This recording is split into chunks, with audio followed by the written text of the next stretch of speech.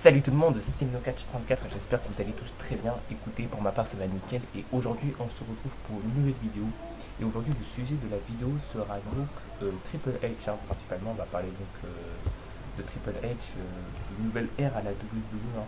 Donc pour ceux qui ne sont pas au courant, même si je pense que tout le monde est au courant, Vince McMahon, qui était donc voilà, le supérieur de la WWE depuis de nombreuses années, hein. Celui qui a dirigé la WWE pendant plus de 20 ans, 30 ans.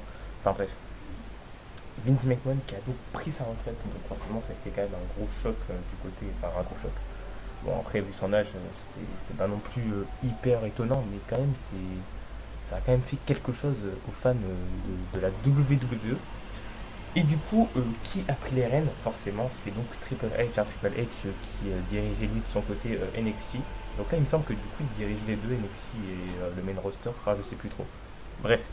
Et du coup, on va donc parler de la nouvelle RWE. Donc, on va parler de SummerSlam, on va parler des shows récents de la WWE, sous les commandements de Triple H. Alors, déjà, je me suis un petit peu intéressé aux avis de la enfin, aux avis concernant la WWE et Triple H. Et les avis étaient quand même plutôt positifs, hein, déjà concernant SummerSlam. Selon certaines personnes, il n'y a eu aucun mauvais match. Tous les matchs étaient bons, hein, que ce soit le match entre Becky et Bianca, qui était très bon.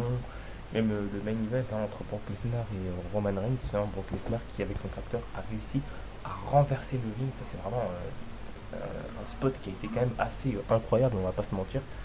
Et du coup, c'est vrai que ça a quand même été assez marquant et c'est vraiment ce qui manquait, hein, peut-être à la WWE. Du coup, ce qui est aussi intéressant à noter, c'est qu'en fait Triple H n'est pas de la même génération que Triple H.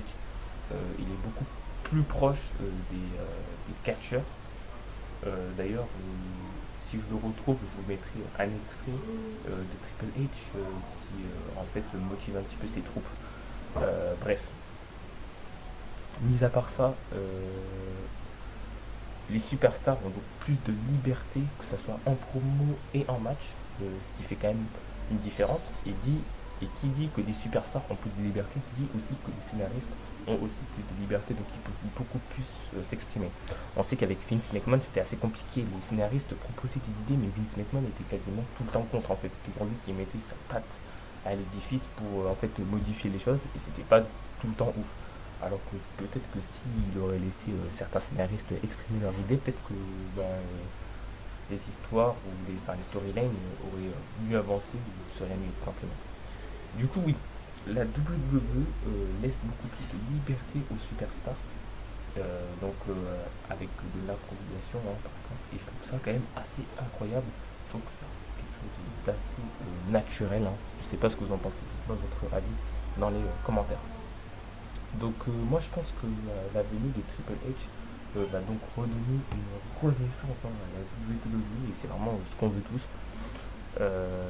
Bon, bah, en tout cas donnez-moi votre avis dans les commentaires. C'est donc la fin de cette courte vidéo, hein, ça me tenait à cœur de faire cette vidéo par rapport à Triple H.